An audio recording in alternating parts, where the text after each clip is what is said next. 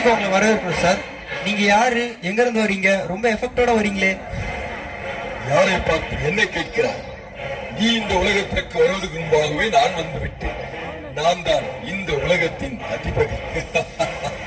எங்கிருந்து வருகிறேன் என்றா கேட்டாய்? எங்கிருந்தும் வர வேண்டிய அவசியம் எனக்கு இல்லை.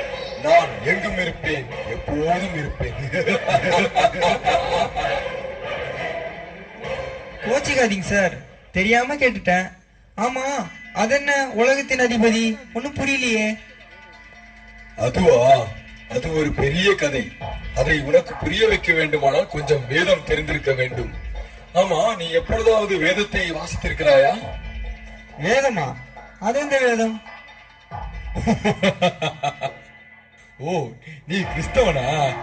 அட ஆமா, எப்படி கண்டுபிடிச்சீங்க? பிறகு என்ன, இன்றைக்கு இருக்கிற கிறிஸ்தவர்களில் 90% பேர் அவர்களுடைய வேதத்தை வாசிப்பதே கிடையாது. அவர்கள் அதை வாசிக்காதவரை எனக்கு ஒரு பிரச்சனையும் இல்லை. ஓ, நீங்க பைபிள சொன்னீங்களா? அத நாங்க சண்டே சர்ச்சுக்கு போகும்போதே எழுதிட்டு போக மாட்டோம். இந்த காலத்துல அதெல்லாம் படிக்கிறதுக்கு ஏது நேரம்? சரி, அதை விடுங்க. நீங்க உலகத்தின் அதிபதி மாற்றிருவாங்க.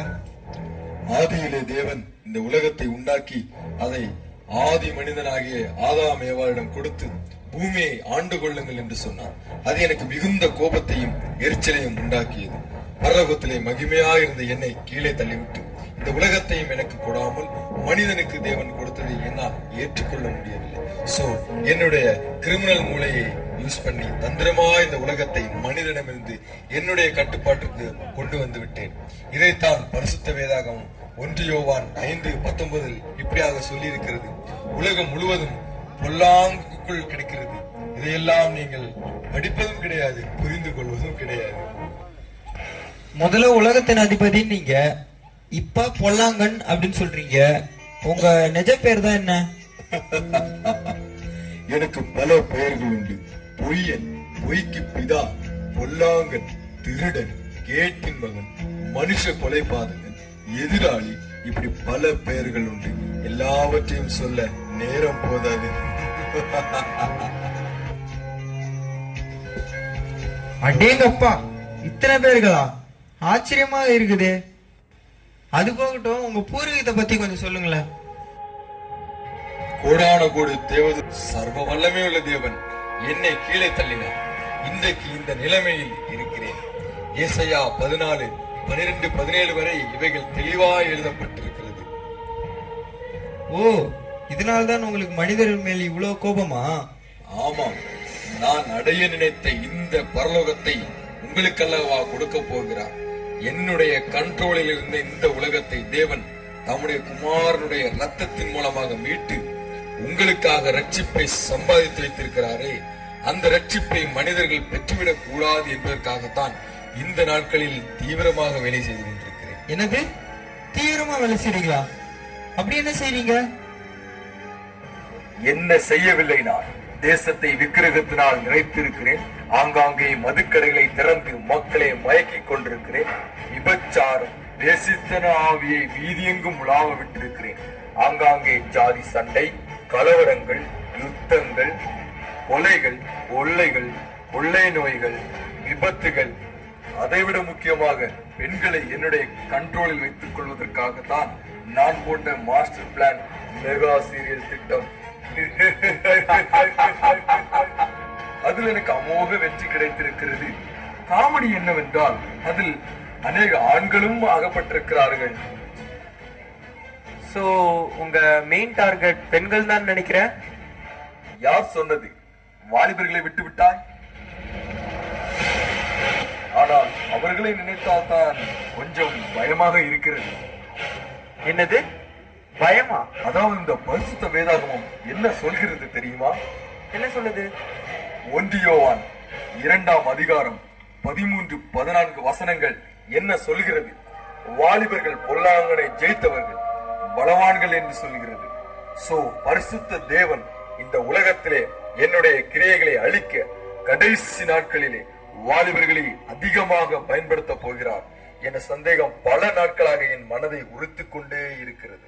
சோ என்னுடைய main target you. Oh my god, வாலிபர்களா? அவர்களுக்கு எதிராக என்ன திட்டங்கள் வைத்திருக்கிறீர்கள்? அது பரம ரகசியம், வெளியே சொல்லிவிடாதே. இன்றைக்கு இளைஞர்கள் எல்லாம் பாவத்தை ஈஸியாக செய்வதற்காகவே எல்லாவித வசதிகளையும் வீட்டுக்குள்ளேயே கொண்டு வந்து விட்டேன். மொபைல் போன், டிவி, இன்டர்நெட், இப்படி எல்லாவற்றிலும் 100% நான் தான் நிறைந்திருக்கிறேன். முக்கியமாக SMS, ஆன்லைன் சாட்டிங் போன்றவை நல்ல பலனை கொடுத்து கொண்டிருக்கின்றன. என்னது, டிவி இன்டர்நெட்லாம் உங்க ஆயுதமா? இதெல்லாம் நல்ல விஷயத்துக்கு தானே பயன்படுது. நல்ல விஷயத்துக்கு மாதிரி தான் தெரியும். அதுதான் என்னுடைய தந்திரம். தேவனுக்கென்று கொடுக்க வேண்டிய நேரத்தை கொடுக்க விடாமல் மற்ற உலகத்தின் காரியங்களுக்கு உங்களை திசை திருப்புவது என்னுடைய முக்கிய நோக்கம். அதை நான் செய்துவிட்டாலே போதும், நீங்கள் தேவ கோபாக்கனைக்கு ஆளாகி விடுவீர்கள். ஆனால் இன்று கூட நிறைய வாலிபர்கள் கையில் பைபிளுடன் சபைக்கு செல்கிறார்களே. கையில் மற்றும் தலையணைக்கு கீழ் பைபிள் வைத்திருப்பவர்களை பற்றி எனக்கு கவலை இல்லை. அந்த ஜீவ வார்த்தையை இருதயத்தில் வைத்திருப்பவர்களை கண்டால்தான் எனக்கு டப்பா டான்ஸ் ஆடிவிடும். அதனால்தான் வேதத்தை வாசிப்பதற்கோ அதை தியானிப்பதற்கோ விடவே மாட்டேன். அப்படியானால் சபைக்கு செல்கிற வாலிபர்கள் இப்போதெல்லாம் ஜபிப்பது, வேதம் வாசிப்பது எல்லாம் கிடையாதா? மொத்தமாக அப்படியெல்லாம் சொல்லிவிட முடியாது. ஏதோ வாலிபர் கொண்டாட்டம் நடக்கிறதா? அந்த சபையின் வாலிபர்கள் இப்போது கர்த்தருக்காக வைராக்கியமா இருக்கிறார்கள். நான் இங்கே வர வேண்டியது இருந்ததுனா சில குட்டி சாத்தான்களை அங்கே அனுப்பி வேவு பார்க்க சொல்லி இருக்கிறேன்.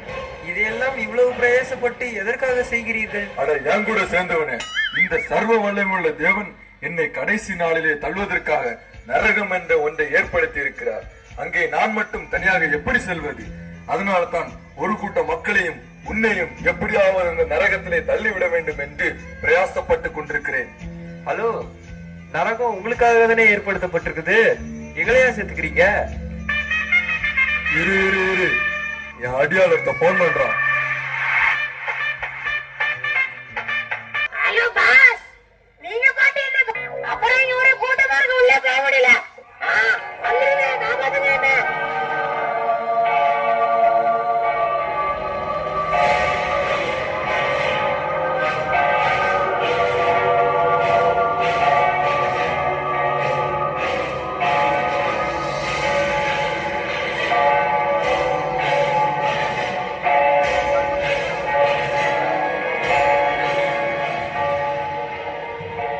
இவனைக் கண்டு நீங்கள் அஞ்ச வேண்டாம்.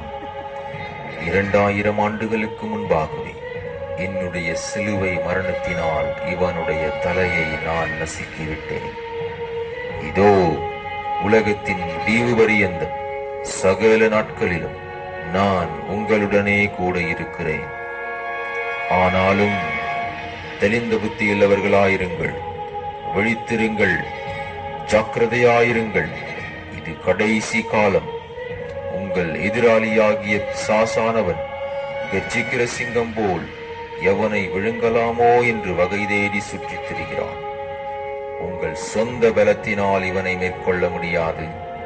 என்னுடைய பரிசுத்த ஆவியின் வல்லமையை தரித்துக் கொள்ளுங்கள். நானே சர்வ வல்லமையுள்ள தேவன், நானே சர்வ வல்லமையுள்ள தேவன், நானே சர்வ வல்லமையுள்ள தேவன்.